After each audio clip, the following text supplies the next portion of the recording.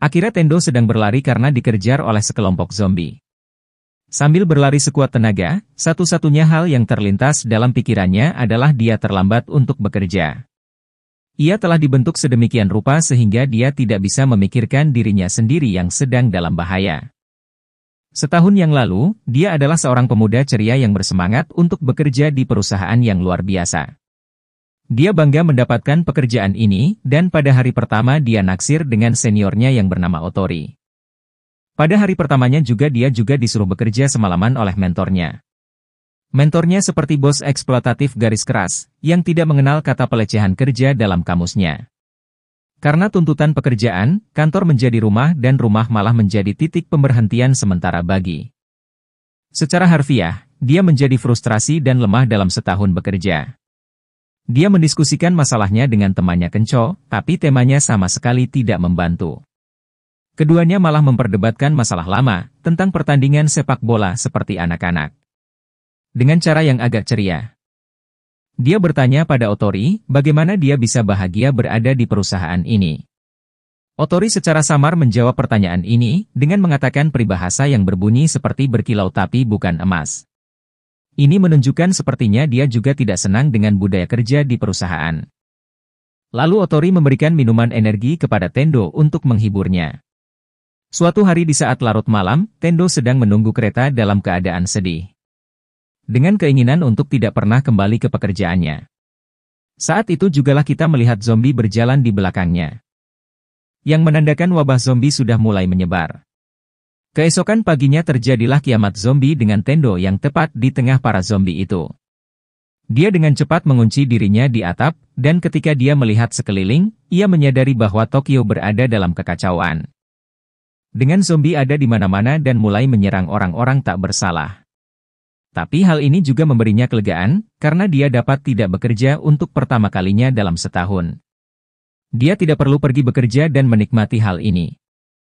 Inilah saat untuk pertama kalinya dia merasa bebas dan bahagia. Saat dia minum minuman berenergi, dia ingat dengan senior yang ia sukai yaitu Otori. Dia menelepon teleponnya untuk memeriksa di mana dia saat ini. Lalu Otori pun mengiriminya lokasinya ke Tendo. Tanpa berpikir panjang, Tendo memutuskan untuk menyelamatkannya. Saat turun, dia bertanya kepada salah satu karyawan kantor dan istrinya yang sedang hamil. Apakah mereka butuh sesuatu dari toko serba ada, dan hal ini membuat pria ini tiba-tiba sangat bahagia. Setelah itu Tendo bersepeda di jalan dengan zombie yang mengejarnya. Di apartemen Otori, ternyata dia bersama direktur perusahaan yang telah berubah menjadi zombie. Ternyata sang direktur menjadikan Otori sebagai selingkuhannya. Tidak heran jika karirnya mulus dan tidak menemui hambatan. Tendo membantunya dalam memenggal kepala zombie, tapi sayangnya Otori telah digigit dan akan berubah menjadi zombie. Melihat hal ini, Tendo langsung mengungkapkan cintanya pada Otori agar dia tidak menyesal. Ketika dia kembali ke flatnya, keluarga dan rekannya telah pergi. Jadi dia memutuskan untuk melakukan daftar keinginan berisi 100 hal sebelum menjadi zombie. Dan yang pertama dalam daftar ini adalah mengungkapkan cinta kepada Otori. Hal selanjutnya adalah membersihkan kamarnya dan meletakkan barang-barang di tempatnya. Mengecat rambut. Mengendarai sepeda dan menyalakan kembang api besar di tengah malam. Tendo meledakkan pertunjukan api terbesar untuk menyelesaikan daftar keinginannya. Dia bahkan mengecat potret dirinya di dinding raksasa. Selama 5 hari pertama, dia menikmati hidup seperti tidak ada hari esok. Tapi kemudian dia bertemu dengan seorang gadis yang bernama Shizuka, yang telah menyelamatkan hidupnya di sebuah toko minimarket. Dia adalah gadis badas dengan penguasaan dalam seni bela diri. Dia menolak untuk ikut bersama dengan Tendo, karena dia pikir dia mampu bertahan hidup sendiri. Setelah melihat foto lama dirinya dengan Kenco, Tendo memutuskan untuk menyelamatkannya sebagai salah satu daftar keinginannya. Ternyata Kenco saat itu terjebak di hotel cinta dengan kekasihnya yang telah berubah menjadi zombie. Kendo memakai pakaian atletnya dan pergi ke tempat Kenco terjebak, dan dengan sepeda curian ia melarikan diri dari kejaran para zombie. Dia berjalan dan dengan melempar speaker portable, yang membuat zombie bergerak menuju suara speaker itu. Kita melihat beberapa trik aksi terbaik Kendo di sini, yaitu tentang cara menyelamatkan diri dari kejaran kerumunan monster zombie. Tendo akhirnya menemukan Kenco di hotel dan berhasil menyelamatkan dia. Lalu mereka berdua mengunci diri di restoran hotel dan menikmati makanan mewah yang mahal. Saat itu Kenco meminta maaf dan berterima kasih pada Kendo karena telah menyelamatkan nyawanya. Pada hari ke-6, mereka menonton media sosial di mana mereka mengetahui jika situasinya semakin suram. Tendo memiliki ide untuk pindah ke pusat akuarium nasional, karena di sana ada pakaian yang bisa menahan gigitan hiu. Jika bisa menahan gigitan hiu, maka pasti bisa menahan gigitan zombie. Dan di sana juga ada banyak makanan berupa ikan. Keduanya pun akhirnya sepakat untuk pergi ke sana dengan perbekalan. Tapi saat mereka di dekat Megamart, Tendo melihat mobil untuk berkemah. Lalu dia pun berniat untuk melakukan perjalanan jauh sebagai salah satu daftar keinginannya. Tiba-tiba ada sebuah bus yang membawa orang-orang menabrak di depan mereka. Dan segera para zombie pun mulai mengejar dan menyerang mereka. Mereka berdua membuka pintu minimarket untuk menyelamatkan diri. Shizuka yang mengetahui hal ini langsung berkelahi dengan para zombie untuk membela diri. Beberapa pramugari supir bus dan Shizuka terselamatkan di sini. Tapi sayangnya supir bus telah digigit sebelum dia memasuki toko. Dan sekarang dia mulai berubah menjadi zombie dan mengejar para pramugari. Para pramugari yang tersisa pun menjadi korban, sedangkan Tendo, Kenco dan Shizuka melarikan diri dengan mobil kemah. Pada hari ke-7, mereka meninggalkan Tokyo menuju pedesaan. Dan menyelesaikan daftar keinginan yang Tendo tulis. Seperti memakan sup, senam yoga, berkemah dan makan ular. Mereka bahkan menikmati spa air panas yang membuat Shizuka senang. Dia akhirnya mengerti apa yang dirasakan Tendo, yang merasa senang melakukan hal-hal yang tidak pernah terpikirkan sebelumnya. Lalu dia pun berterima kasih pada Tendo, karena telah menyelamatkan hidupnya. Tendo menambahkan satu daftar lagi ke dalam daftar keinginannya, yaitu menyelamatkan semua orang dengan menjadi pahlawan super. Ia bertekad untuk mencegah kepunahan umat manusia dari wabah zombie yang mengerikan. Setelah seminggu berjalan, roda mobil tertusuk paku di jalan. Dan saat Kendo membuka matanya, ada seorang bos yang eksploitatif yang bernama Kosuki menatapnya. Ternyata Kosuki dan anak buahnya sedang syuting saat wabah zombie terjadi. Mereka dengan cepat menyegel area tersebut dan mengambil alih kendali. Dan setelah berita tentang tempat berlindung di akuarium menyebar, semakin banyak orang datang dan Kosuki mengeksploitasi mereka. Dia membuat mereka bekerja untuk makanan dan keamanan.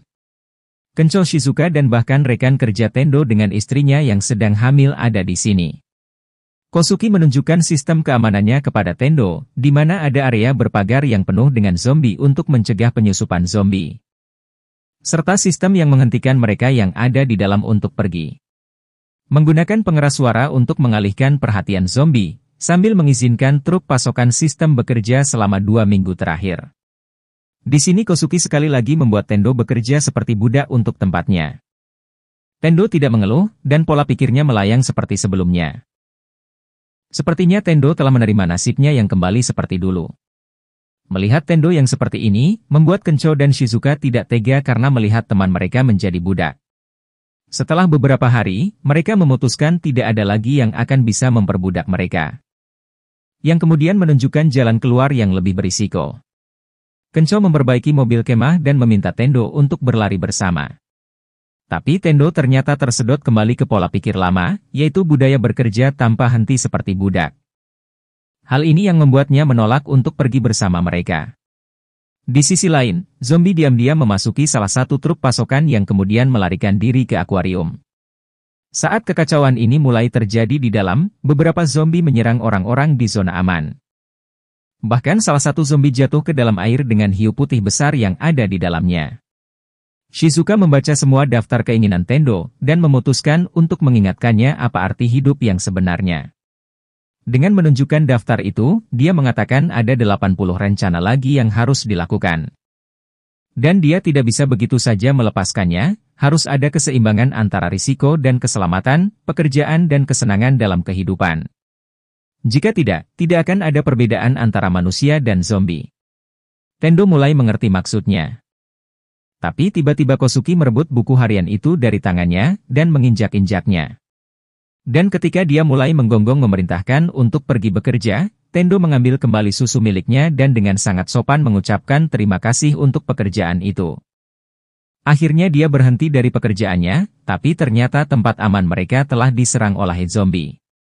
Orang-orang mulai berlari untuk menyelamatkan hidup mereka.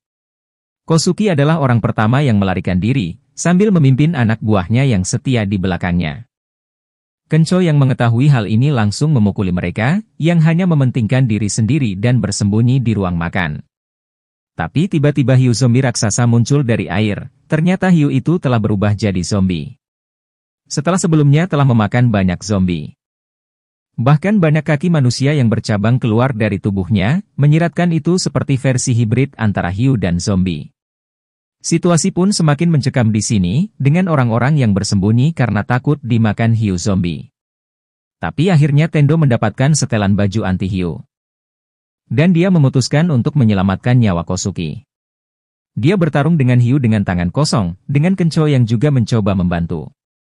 Akhirnya Shizuka datang dengan rencana menyetrum hiu, dia bergabung dengan mereka untuk bertarung melawan zombie. Lalu meminta Kencho untuk melemparkan setrum itu ke Tendo. Hiu memiliki bagian yang sensitif di otak, dan ketika hiu itu tersengat listrik, maka ia langsung kalah dan mati. Sentruman Tendo dapat menghantarkan listrik yang cukup kuat. Listrik dalam sentakan yang kecil saja akan mematikan bagi hiu. Apalagi sentruman dengan arus yang kuat. Dan saat Tendo memberikan kejutan ke bagian otaknya, hiu itu langsung mati dan tak berdaya. Akhirnya banyak orang yang masih hidup. Dan siap untuk meninggalkan tempat ini untuk selamanya. Saat itu mereka melihat Kosuki yang sedang berusaha keluar menyelamatkan diri, tapi kali ini tidak ada yang membantunya. Tendo, Kencho dan Shizuka memutuskan untuk menuju ke tempat aman berikutnya. Di mana mereka menulis daftar keinginan yang akan mereka selesaikan. Film ini adalah gambaran betapa beracunnya budaya kerja di Jepang dan negara-negara Asia lainnya. Budaya kerja seperti zombie ini adalah masalah serius di Jepang saat ini. Yang menyebabkan erosi populasi pasangan muda tidak ingin memiliki anak.